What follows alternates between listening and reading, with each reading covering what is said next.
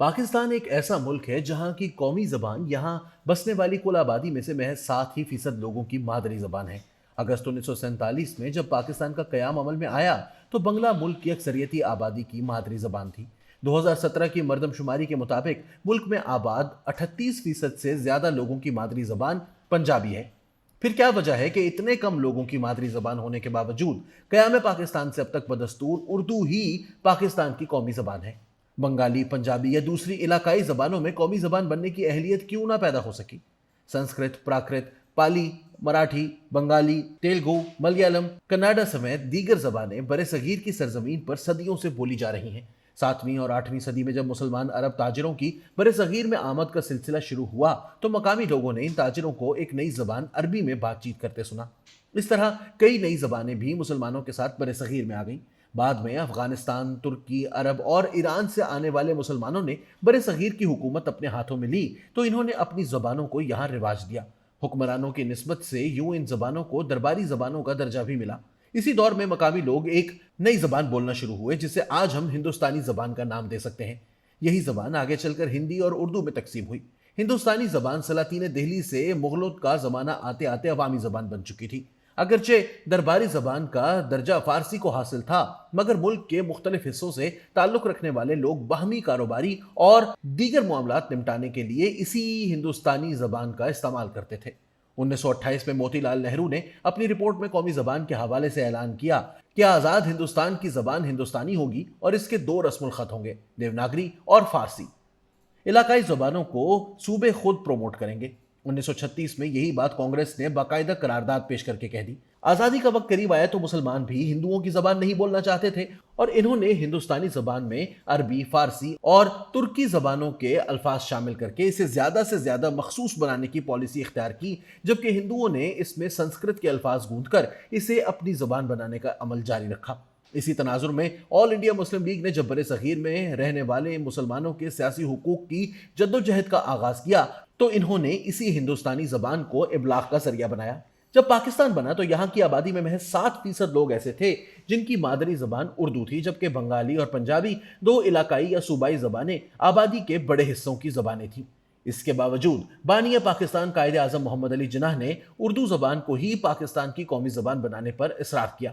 مسلم league کا موقف تھا کہ ہندوستانی کوئی زبان نہیں ہے، یہ محض کانگریس کا پروپیگنڈا ہے۔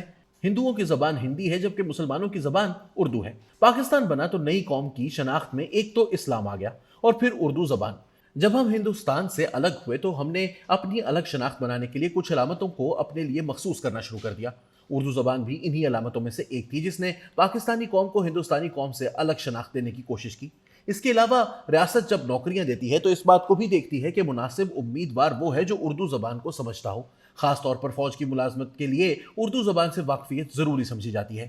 ریاست چیزوں کو سٹریم لائن کرتی ہے۔ اس کی کوشش ہوتی ہے کہ سبھی کے لیے ایک جیسے قوانین بنے، ایک جیسے اصول ہوں تاکہ لوگوں میں باہمی ہم آہنگی پیدا کی جا سکے۔ اردو پاکستان کی قومی زبان یوں بھی بنی کہ پاکستان بنانے والے زیادہ تر انٹیلیجنسیا کا تعلق علی گڑھ کالج سے تھا اور ان لوگوں کی زبان اردو تھی۔ پاکستان بننے سے پہلے بھی ان رہنماؤں کی تقریریں اردو زبان میں ہوتی تھیں۔ یہ سب علی گڑھ سے تربیت حاصل کر کے آئے تھے۔ 2017 کے اعداد و شمار کے مطابق مادری زبان کے لحاظ سے پنجابی زبان بولنے والوں کی تعداد 38% سے زیادہ ہے۔ دوسرے نمبر پہ پشتو آتی ہے جن کے بولنے والے کل آبادی کا 19% حصہ بنتے ہیں۔ اس کے بعد سندھی زبان بولنے والوں کی تعداد 14% ہے۔ اس کے بعد سرائکی زبان بولنے والوں کا نمبر آتا ہے جنہیں بولنے والوں کی تعداد 13% ہے۔ اردو کو چھوڑ کے باقی زبانوں میں سے کوئی بھی زبان پاکستان کی قومی زبان کیوں نہ بن سکی؟ اس بارے میں معروف دانشور ڈاکٹر اشتیاق احمد مختلف زبانوں کے حوالے سے تفصیل سے گفتگو کرتے ہیں۔ مسلمانوں نے کئی 100 سالوں تک برصغیر میں حکومت کی مگر کبھی بھی پنجابی زبان سرکاری زبان نہیں بن سکی۔ کبھی ترکی زبان سرکاری زبان بنی اور کبھی فارسی کو سرکاری زبان بنا لیا گیا۔ مہاراجہ رنجیت سنگھ خود پنجابی تھے مگر انہوں نے بھی سرکاری زبان کے طور پر فارسی ہی کو برقرار رکھا، لہٰذا پنجابی کبھی کسی ریاست کی بھی سرکاری زبان نہیں بن سکی۔ پنجابی زبان کے ساتھ ایک اور مسئلہ یہ تھا کہ اسے بولنے میں کوئی دشواری نہیں تھی۔ ہندو، سکھ، عیسائی اور مسلمان اسے آسانی سے بول لیتے تھے، مگر جب لکھنے کی باری آتی تھی تو یہاں مسئلہ پیدا ہوتا تھا۔ پنجاب کے 3 رسم الخط بن گئے تھے، دیوناگری، گورمکھی اور شاہمکھی۔ پاکستان بنا تو پنجاب میں پہلے سے ہی اسکولوں اور کالجوں میں اردو زبان رائج تھی۔ یہاں کی اشرافیہ نے کبھی پنجابی زبان کو قومی زبان بنانے کی کوشش نہیں کی، یہاں تک کہ پنجاب اسمبلی میں بھی پنجابی زبان میں تقریر نہیں کی جا سکتی۔ پنجابی صوبہ پنجاب کی سرکاری زبان بھی نہیں بن پائی تو قومی زبان کیا بنے گی؟ ہمارے ادب کی زبان دیکھ لیں، پنجاب میں پیدا ہونے والے شاعروں ادیبوں نے ادب اردو زبان میں تخلیق کیا ہے، چاہے وہ شاعری ہے، شارٹ سٹوری ہے یا ناول۔ پنجاب میں رہنے والے ہندوؤں، سکھوں اور مسلمانوں نے اردو زبان میں ہی لکھا۔ پشتو زبان کے ساتھ یہ مسئلہ ہوا کہ افغان اور پشتون حکمرانوں نے پشتو زبان کو کبھی سرکاری زبان نہیں بنایا، چاہے وہ افغانستان کی حکومت ہو، خیبر پختونخوا کی یا بر صغیر کے صوبوں کے افغان گورنر ہوں، ان سب نے سرکاری زبان فارسی رکھی۔ صوبہ خیبر پختونخوا میں جب نیشنل عوامی پارٹی کی پہلی مرتبہ حکومت بنی تو عبدالولی خان نے اردو کو سرکاری زبان بنا لیا اور 2014 تک وہاں اردو زبان میں تعلیم دی جاتی رہی۔ حالانکہ ان کے والد خان عبدالغفار خان پختون نیشنلزم کی حمایت کرتے رہے۔ اس کی وجہ بھی یہی تھی کہ ولی خان مرکزی دھارے کی سیاست میں داخل ہونا چاہتے تھے اور اس میں داخلے کا پاسپورٹ اردو زبان ہی کو سمجھا جاتا ہے۔ 1857 کے بعد انگریزوں نے بنگالیوں کو فوج سے بے دخل کر دیا کیونکہ اس بغاوت میں زیادہ عمل دخل بنگالیوں ہی کا تھا۔ اس لیے انگریزوں نے مقامی طور پر بنگالی زبان کو نہیں چھیڑا۔ بنگالی زبان بہت ترقی یافتہ زبان تھی۔ اردو شمالی اور شمال مغربی بھارت میں تو آ گئی، مگر بنگالی زبان کو انگریزوں نے بھی اپنے دور میں بلا روک ٹوک پھلنے پھولنے کی اجازت دی۔ مارچ 1948 میں جب قائد اعظم نے بنگال میں جا کر اعلان کیا کہ پاکستان کی قومی زبان اردو ہوگی تو اس پر سخت اعتراض ہوا۔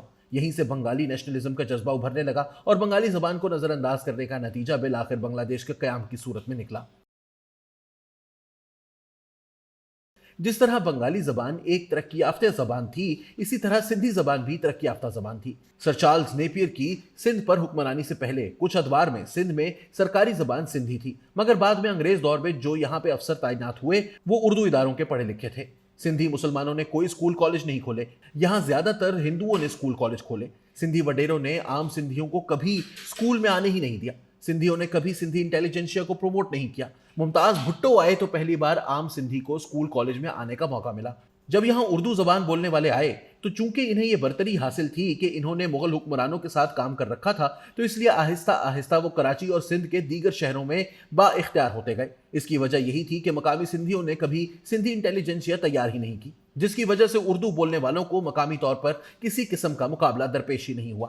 سرحد کے پار بھارت میں بھی انگریزوں سے آزادی حاصل کرنے کے بعد زبان سے متعلق کئی مسائل پیدا ہوئے، مگر انہوں نے ان مسائل کو بر وقت حل کر لیا۔ جیسے جیسے بھارت میں انتظامی ڈھانچہ بنا، ہندوستانی زبان کو رواج دیا گیا کیونکہ زیادہ تر لوگ یہ زبان بولتے اور سمجھتے تھے۔ جنوبی بھارت کو نکال دے کیونکہ وہاں کی اپنی زبانیں تھیں اور وہاں ہندوستانی زبان بولنے سمجھنے والے بہت کم تھے۔